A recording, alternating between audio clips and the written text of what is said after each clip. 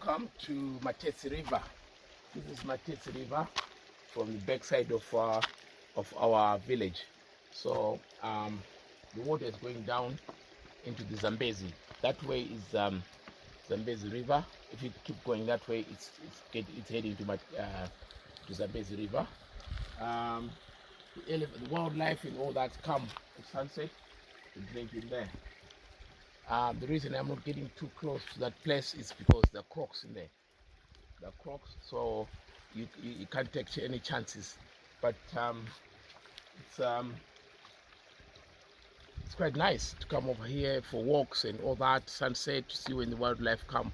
And it's not only about Zambezi, there's also Matetsi River, and this is one of its main tributaries to the Zambezi. So it goes down that way.